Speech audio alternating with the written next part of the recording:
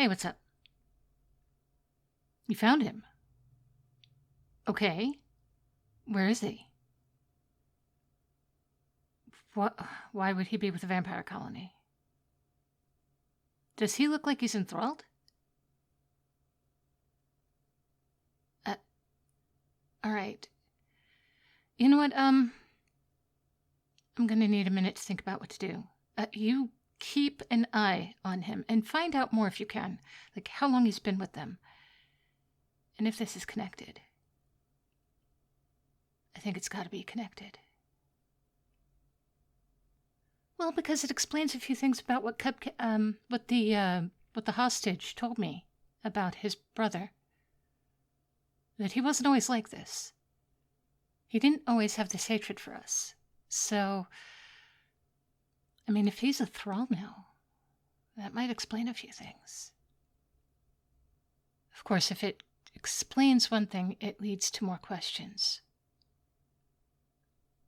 Well, the first one would be, why would the colony come for my sister? We've never done anything that bad to them that they would want to retaliate like that. We've never done anything that bad to them that they would want to risk. But they might not think they risked anything. They just sent a human werewolf hunter. Huh. But still, why would they want to? Why would they want to? We, for the most part, have gotten along pretty well, haven't we? I mean, sure, we've had issues with territory, but I tried to smooth that over. Well, you remember. 10 months ago, I sent somebody out to try to form an alliance. I thought we could do it through marriage. Picked one of my best-looking people, charming, sweet, intelligent enough, okay, admittedly, not the most socially savvy. That seems to have been a mistake. Well, I sent them out to go find out who the favorite was of the Colony King and go propose an alliance through marriage. They never came back. I figured somewhere along the line it went very badly for them. What? You got something to say to me? Yes, I care, since you have to ask. Well, what do you think I should have done, hothead? Should I have gone to war over it? Should I have gotten more people killed? When I don't even know what happened? Is that what you think? Yeah, no, exactly. I sent people looking for them. They haven't been seen in 10 months. Although right now I imagine the colony knows exactly where they are. Oh, come on, you know who I sent. May have been socially inept, but never somebody to attack without reason. That's why I sent them. They're quiet. They don't make any trouble. At least I thought they didn't. Shit. Okay. Here's the new plan. You keep an eye on Chuck. Find out what you can. See how long he's been there. And most importantly, find out if he was a thrall when he came after my sister. All right? Crap. Well, we might have been after the wrong guy this whole time. I mean, the right guy, but also he might not have been in any state of mind to consent. We have to find out what the situation is before we do anything. All right, keep me posted.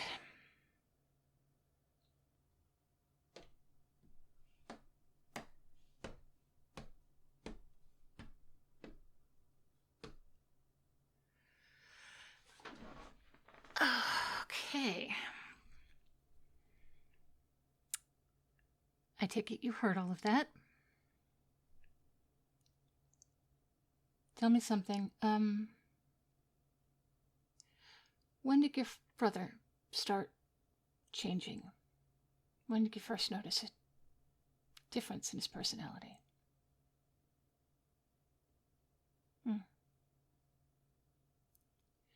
Has he always been kind of, I don't know, an addictive personality? I'm just trying to figure out what's going on here. Do you know if he ever hung out at biter bars?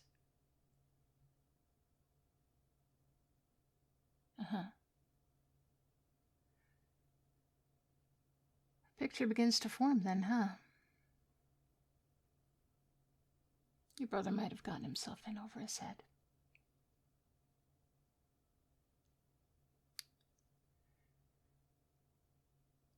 And it might be my fault. Oh no, I promise you it can be. So here's the deal.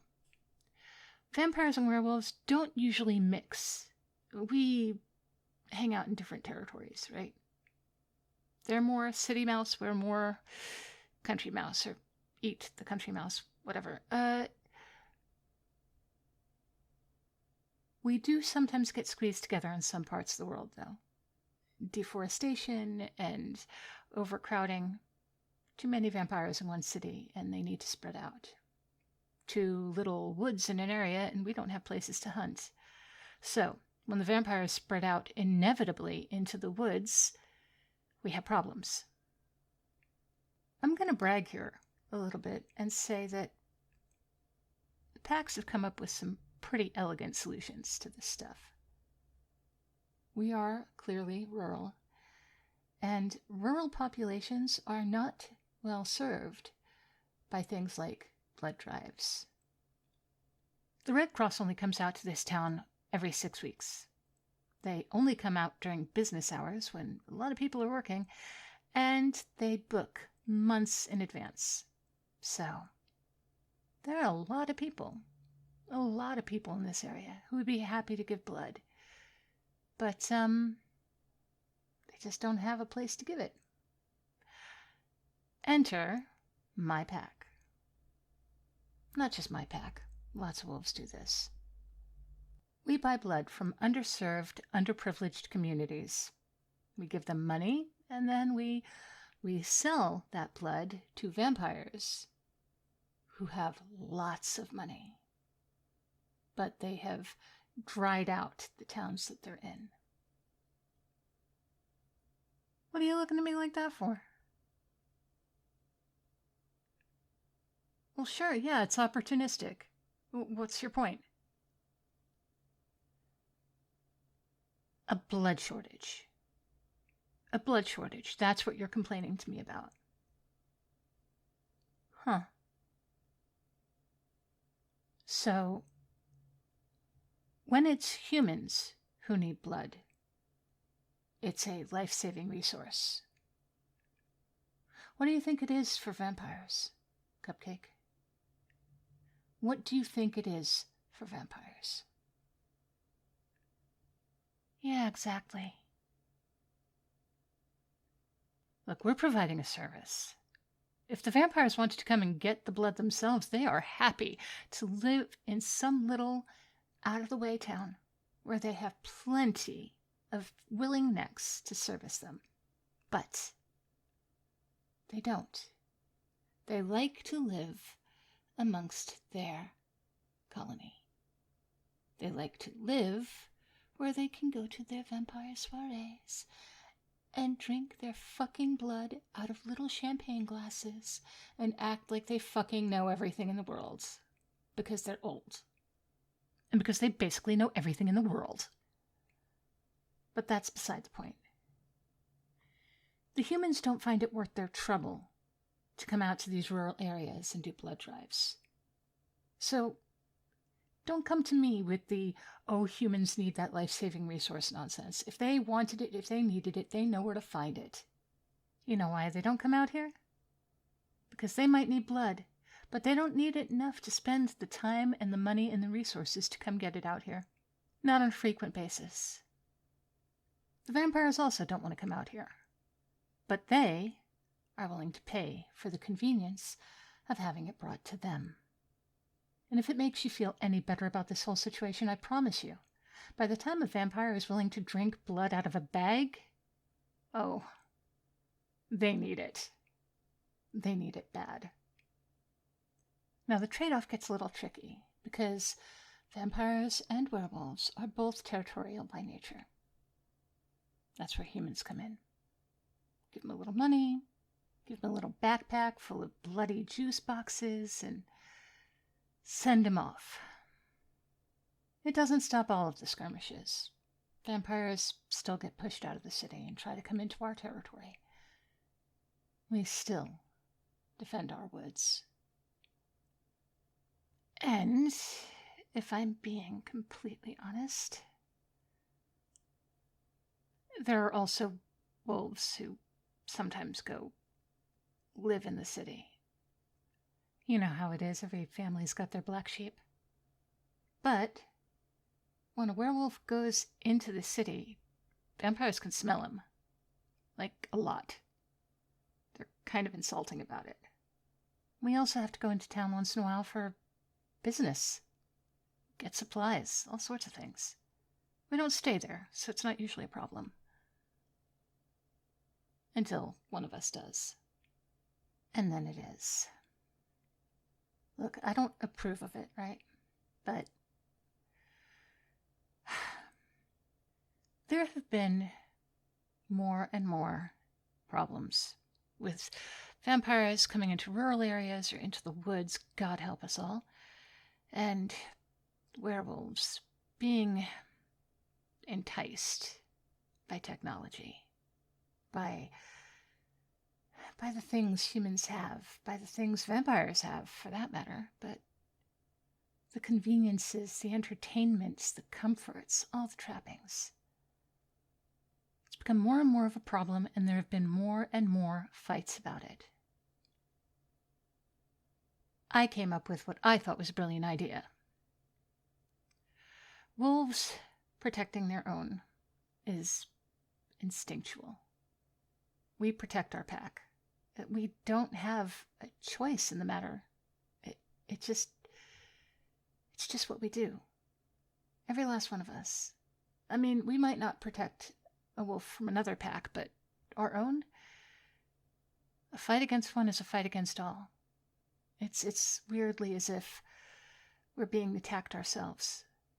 At the same time, while the colony aren't similarly enmeshed, they do respect bloodlines, no pun intended, and every last one of them fancies themselves an aristocrat. They are already into the whole arranged marriage thing. They make ties between colonies all the time that way. I mean, it makes sense. You live hundreds of years and you're going to have a dated value system. I figured an arranged marriage between the colony and the pack would create peace. I sent our most attractive pack member and the easiest to get along with, and not just for wolves, for humans, for vampires, just I said somebody really, really sweet. I sent him to go find out who the colony king's favorite was and propose marriage. I told him to go make a match. Win her hand in marriage one way or another. And they didn't come back. That was 10 months ago. I can imagine what happened, but I don't know. We can't find anything. They just disappeared. Now, there are any number of things that could happen to a lone wolf. Could be caught by another pack. Could have been spotted by a hunter during a full moon and taken down that way. So many things could have happened. And, I worry about all of them, but I don't know. It sometimes occurred to me that something might have gone very badly when they tried to marry the king's favorite, but I can't imagine this person doing anything awful. I mean, ham-handed, graceless, sure, but cruel, unkind, anything that would be worthy of revenge against my sister, I can't imagine. But I just don't know. For all this time, I pushed aside the thought that it might be the vampires because I can't imagine a scenario. Well, I said that already. But knowing that your brother is associated with them, and knowing that your brother definitely killed my sister, well, that means that it very well could have been that that the person I sent to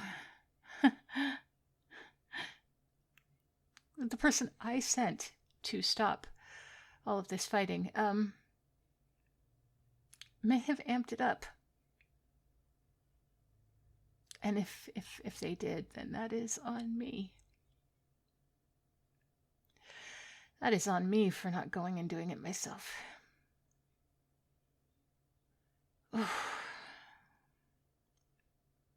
I guess we will know soon enough, Cupcake.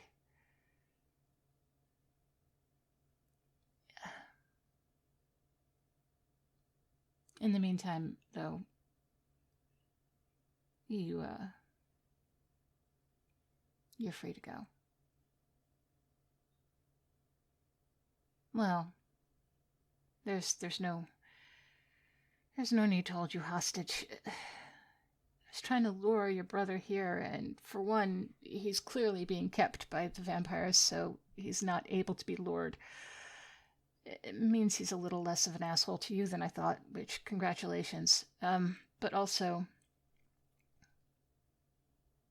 I can't take revenge against him if he was not acting of his own free will. You know? You get justice from the killer, not from the weapon. So go ahead. Get out of here. Nobody's gonna stop you. I'm sorry that I got you all wrapped up in this. You have always deserved better treatment than I gave you. And even knowing that, I still kept you here hostage. So, when all of this is said and done, when I have actually gotten justice for my sister, whatever justice you want, you can have it. Whatever will make you feel that you have been avenged on me, I will not fight it. And I will let my men know that they are not to seek revenge. Although, that said, if this is going to be something physical and painful, we'll have to do it outside of the territory, because they won't be able to help themselves. Okay? Oh, you do? Okay. All right, hit me. What do you want for everything I put you through? You're a hostage. Okay, well, that's fair. I mean, it's certainly fair to me, but it does mean that you get the responsibility of another person for however long you want it. Oh. Oh my God. That is that is the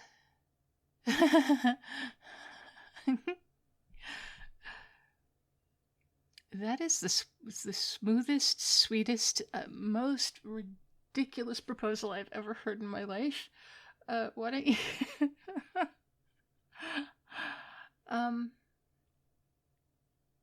tell you what. Let's see how this plays out. And ask me again afterwards. I don't want to say yes and hold you to something or make you feel like you have to do something. Right now is an emotional time for you, and it's an emotional. It just I just released you, and you don't know what you're thinking. It's Stockholm syndrome, and I don't want to.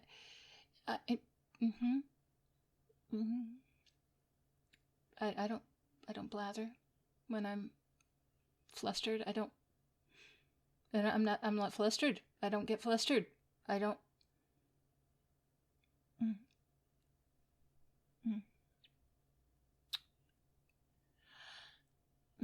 Maybe I get a little flustered.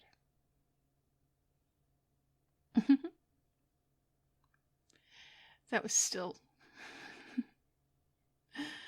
the sweetest, smoothest, most bizarre freaking proposal anyone has ever had. So thank you for that. And if you still want to, after all of this is said and done, I will absolutely be your hostage forever.